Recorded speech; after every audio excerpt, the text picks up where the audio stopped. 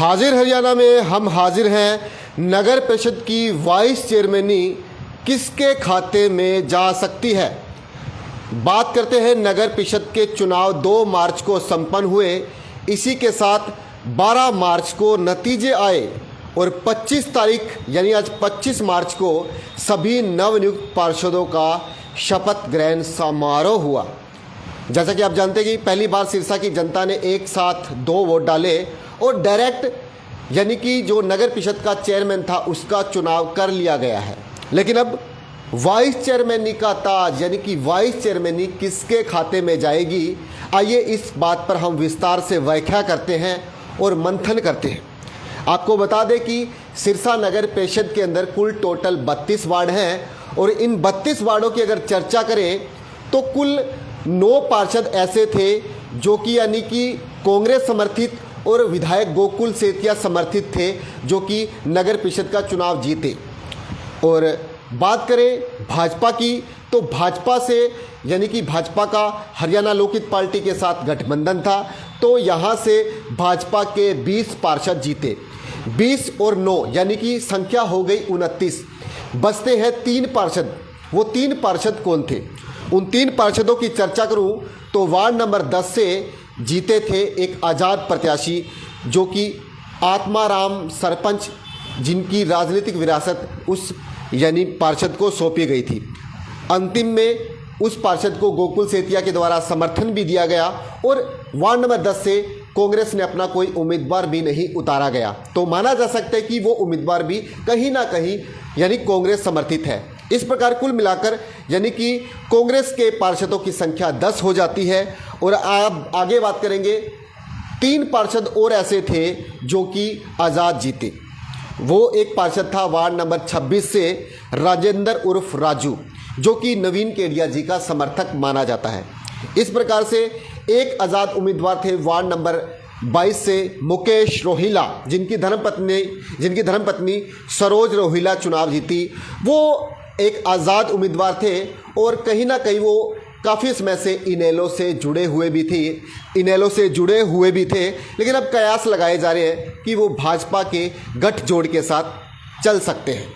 एक पार्षद थे वार्ड नंबर 30 से बलविंदर सिंह, जो कि जिस दिन नगर परिषद चुनाव का रिजल्ट आया उसी दिन वो यानी कि विजय रथ के अंदर यानी कि नगर परिषद के जो चेयरमैन थे उनके रथ में सवार हो गए, यानी कि उन्होंने बिना किसी शर्त के भाजपा को समर्थन दे दिया। यानी कुल मिलाकर अगर बात करें तो भाजपा को बिना किसी के यानी जोड़ तोड़कर उनके पास कुल टोटल 21 पार्षद बनते हैं। इन्हीं 21 पार्षदों के साथ हम चर्चा करेंगे कि वाइस चेयरमैनी किसके खाते में जा सकती है। वाइस चेयरमैनी के लिए हमारे सामने कुछ यानी कि कुछ चुनिंदा चेहरे हैं और उन चुनिंदा चेहरों पर हम विस्तार से व्याख्या करेंगे। विस्तार से व्याख्या करने के साथ सबसे पहले चर्चा करेंगे हम वार्ड नंबर 20 से और वार्ड नंबर 21 से। ये दो वार्ड हैं। यहाँ वार्ड नंबर 20 से बात करूँ तो संजीव रातूसरिया है जो कि पूरे टोटल 32 वार्डों में सबसे ज़्यादा वोटों से जीते थे। तो संजीव रातूसरिया का नाम भी वाइस चेयरमैनी के लिए कहीं ना कहीं चल रहा है। इसके बाद बात करेंगे चंद्रिका गनेरीवाला भी यानी कि एक महिला उम्मीदवार है।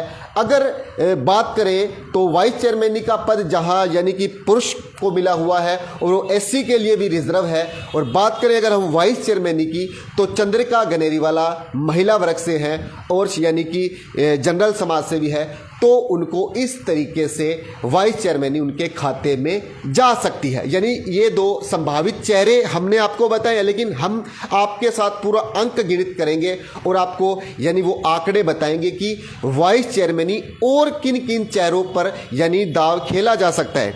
नंबर 3 पर है अंग्रेज बटला, जो कि दूसरी बार पार्षद बने हैं। और अगर बात करें गठबंधन से तो हरियाणा लोकहित पार्टी का जहां बीजेपी के साथ गठबंधन था तो वो हरियाणा लोकहित पार्टी के पुराने साथी हैं। और हरियाणा लोकहित पार्टी के अगर उम्मीदवारों की बात करें तो हरियाणा लोकहित पार्टी से वो सबसे ज़्यादा वोटों से विजय हुए हैं। तो इस कारण भी शायद हो सकता है कि वाइस चेयरमैनी उनको मिल जाए। इसी के साथ आगे चर्चा करेंगे तो रूबी सेठी भी एक नाम है जो कि वार्ड नंबर 19 से जिन्होंने कि 20 साल का गढ़ यानी कि सहगल परिवार का तोड़ा। तो इस तरीके से रूबी सेठी पर यानी कि दाव वाइस चेयरमैनी का खेला जा सकता है। इन्हीं चर्चाओं के साथ बात करेंगे कि अगर वाइस चेयरमैनी बीसीबी को मिलती है, यानी कि बीसीबी को अगर वाइस चेयरमैनी मिलती है और अगर वो वाइस चेयरमैनी पुरुष वर्ग को मिलती है तो वार्ड नंबर 24 से विक्रम सैनी है जो कि यानी कि एनडीए के उम्मीदवार हैं। तो अगर बीसीबी के अगर ताज सजता है वाइस चेयरमैनी का तो विक्रम सैनी को वाइस चेयरमैनी मिल सकती है। अगर यही महिला पुरुष की बात करें वाइस चेयरमैनी की तो 25 नंबर वार्ड से पूजा सैनी है जो कि महिला भी है। तो बीसीबी के नाते यहाँ पूजा सैनी को वाइस चेयरमैनी मिल सकती है। और आइए अब आगे चर्चा करेंगे। इन्हीं चर्चा के साथ हम निकलते हैं वार्ड नंबर 11 की ओर। वार्ड नंबर 11 में राजन शर्मा है जो सबसे युवा चेहरे हैं। अगर युवा को यानी ज़्यादा मौका मिलता है तो युवा के तौर पर राजन शर्मा को भी कहीं ना कहीं वाइस चेयरमैनी का पत्ता उनके भाग्य में खुल सकता है। अब बात करेंगे हम वार्ड नंबर 15 की। तो वार्ड नंबर 15 से सबसे अनुभवी कर्मशील कार्यकर्ता हैं हेमकांत शर्मा जी जो कि काफ़ी राजनीति के अंदर जिन्हें तजुर्बा है। तो यानी कि भाजपा है तो यहाँ सब कुछ संभव है। तो इस तरीके से वार्ड नंबर 15 से हेमकांत शर्मा को भी वाइस चेयरमैनी का पत्ता हो सकता है, खिल सकता है। आगे चर्चा करेंगे कि और वाइस चेयरमैनी के दावेदार कौन है। वाइस चेयरमैनी के इन्हीं दावेदारों में एक पंजाबी चेहरे का नाम आता है मनमोहन मिड्डा जो कि वार्ड नंबर 27 से यानी कि 450 वोटों से विजय हुए हैं। जो कि 32 सालों से उन्होंने के पहली बार वार्ड नंबर 32 में भाजपा के कमल का फूल खिलाया है और 15 सालों से लगातार राजनीति में सक्रियशील है।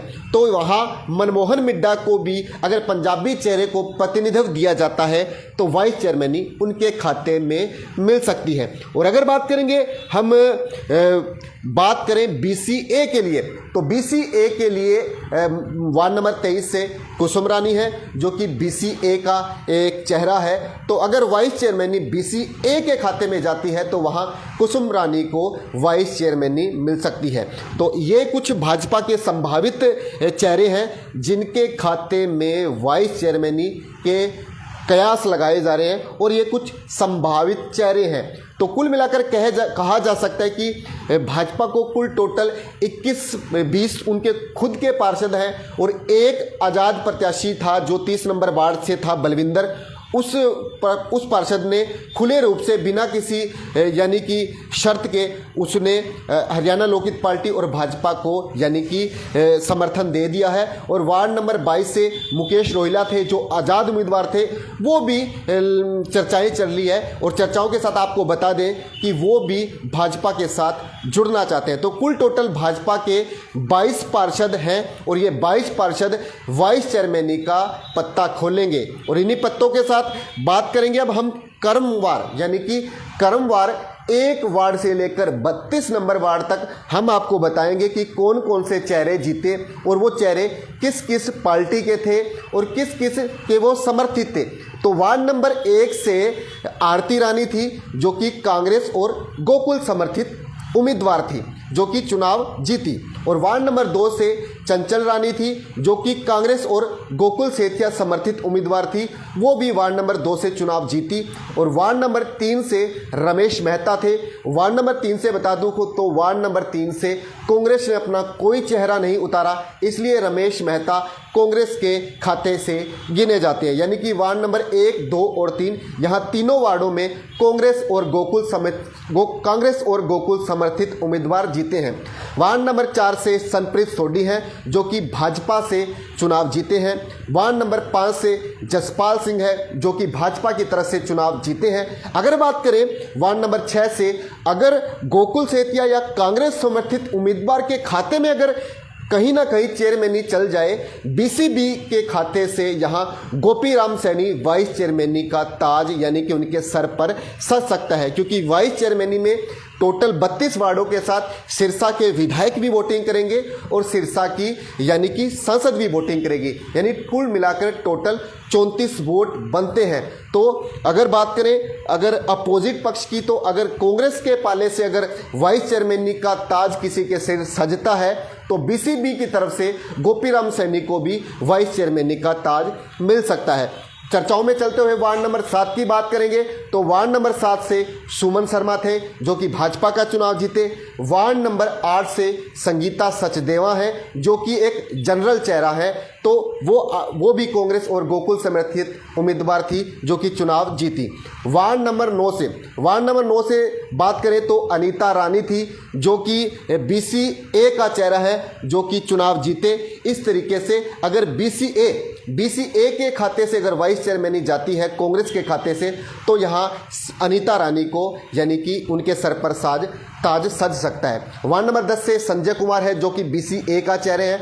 अगर अपोजिट पक्ष में यानी कि कांग्रेस के तरफ से अगर वाइस चेयरमैन का ताज की बात करें तो BCA के तौर पर संजय कुमार को भी वाइस चेयरमैन मिल सकती है। वार्ड नंबर 11 से राजन शर्मा भाजपा के तरफ से चुनाव जीते। वार्ड नंबर 12 से दीपक बांसल है जो कि भाजपा की तरफ से चुनाव जीते। वार्ड नंबर 13 से मनीष कुमार है जो कि भाजपा की तरफ से चुनाव जीते, लेकिन वो एक SC चेहरा है, इसलिए SC पहले चेयरमैन है, इसलिए SC का ताज फिर से वाइस चेयरमैन को नहीं मिल सकता। वार्ड नंबर 14 से अंग्रेज बटला है जो कि भाजपा की तरफ से चुनाव जीते। वार्ड नंबर 15 से हेमकांत शर्मा है जो कि भाजपा की तरफ से चुनाव जीते। वार्ड नंबर 16 से धीरू सिंह है जो कि कांग्रेस और गोकुल समर्थित उम्मीदवार है जो कि चुनाव जीते। वार्ड नंबर 17 से मोनिका श्राफ है जो कि जनरल समाज से है जो कि भाजपा की तरफ से चुनाव जीती। वार्ड नंबर 18 से राजेंद्र सरदाना है जो कि कांग्रेस और गोकुल समर्थित उम्मीदवार चुनाव जीते। वार्ड नंबर 19 से रूबी सेठी है जो कि भाजपा और NDA प्रत्याशी के तौर पर चुनाव जीती। वार्ड नंबर 20 से संजीव रातूसरिया है जो कि सबसे ज़्यादा वोटों से चुनाव जीते।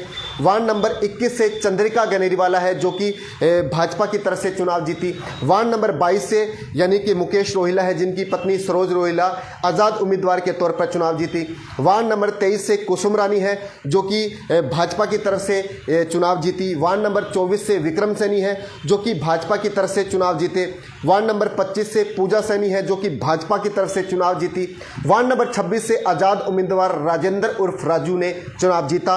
और वार्ड नंबर 27 से मनमोहन मिड्डा ने यानी कि भाजपा और NDA की तरफ से चुनाव जीता।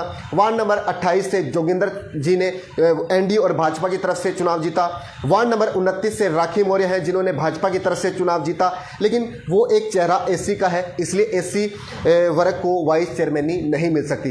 वार्ड नंबर 30 से बलविंदर सिंह है जो कि SC चेहरा है जिन्होंने कि वार्ड नंबर 30 से आज़ाद उम्मीदवार के तौर पर चुनाव जीता। वार्ड नंबर 31 से अनु मल्होत्रा है जो कि एक जनरल चेहरा है जिन्होंने कि भाजपा की तरफ से चुनाव जीता। और वार्ड नंबर 32 से आशा रानी ने चुनाव जीता जो कि SC समाज का चेहरा है, तो SC समाज को वाइस चेयरमैनी नहीं मिल सकती। तो इस तरीके से ये कुछ संभावित चेहरे थे जिन पे हमने विस्तार से व्याख्या की है और मंथन किया है, और ये कुछ चेहरे थे जिन पर वाइस चेयरमैनी का ताज सज सकता है और वाइस चेयरमैनी इनके खाते में आ सकती है। तो आप सभी का बहुत बहुत धन्यवाद। आशा करता हूँ कि आपको हमारी यह पोस्ट बहुत ज़्यादा पसंद आई होगी। अगर आपके कुछ विचार हैं तो आप हमको विचार दीजिए, हम फिर से नए विचारों के साथ आपके सामने हाजिर होंगे। आप सभी का राम राम, नमस्कार और